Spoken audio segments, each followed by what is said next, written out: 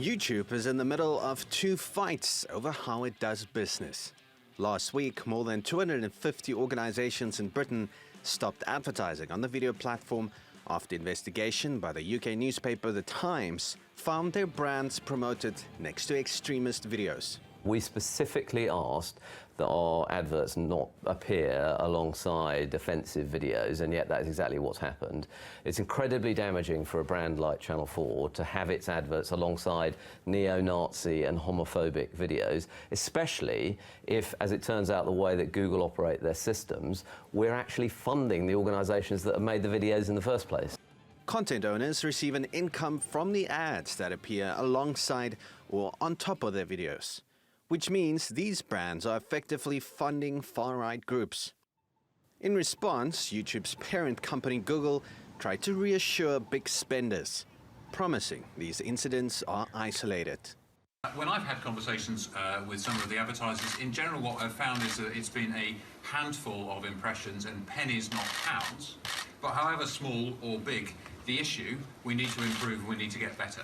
But that promise didn't work. Toyota, Tesco, McDonald's, the British government and various British TV channels joined smaller companies suspending YouTube ad deals in the UK. And in the US, Johnson & Johnson, Verizon, AT&T, Enterprise, Car Rental and GSK pulled their advertising, which represents a significant cut to YouTube's income, as these are some of the biggest spenders on digital advertising in the world.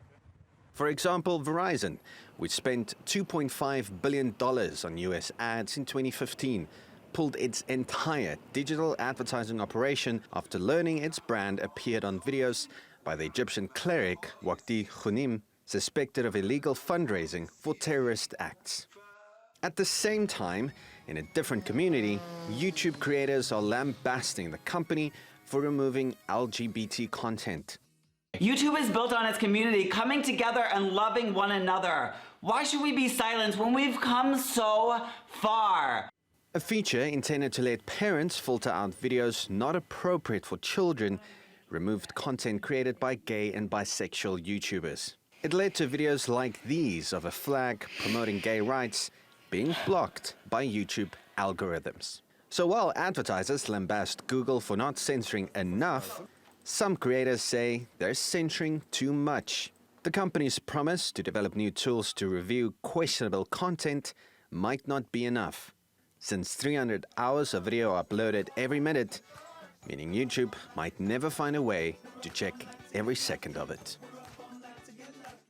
And AP joins me now live on set. AP, now this is actually a tussle between the people who make content and the people who want to make money off of that content. This is a struggle as old as journalism itself, isn't it? Exactly. I think anybody who's ever worked at a newspaper could understand this kind of struggle where you have one side who's in control of the content and another side in control of the advertising. Often, you know, there's so many old stories that you can tell of, say, for example, a big hammer attack in a gruesome murder on the cover of a newspaper, and then at the bottom advertising decorative hammers, which, you know, the one doesn't necessarily is meant to be located in the same position next to the other.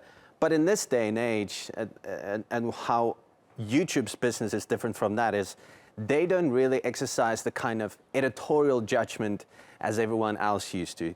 YouTube didn't grow to be this big by going through each video before it actually gets uploaded. And they're in no position, they have no intention to start doing that now. And unfortunately, there's just too much, you know, violent and very extremist videos on YouTube. I mean, it's a good analogy. I mean, in traditional newspapers, you've got this firewall between the two sides. What you're saying is that that firewall is actually not that strong in companies like YouTube. But could companies like AT&T and Verizon, for example, have ulterior motives in all of this? I think it's a good point, considering the fact that AT&T recently purchased Time Warner, or it's a merger that's still being approved, and of course Verizon's buying Yahoo. And both those companies are trying to get a piece of this massive online digital advertising pie, of which Google has the majority. Andre-Pierre du Plessis, as always, thank you so much.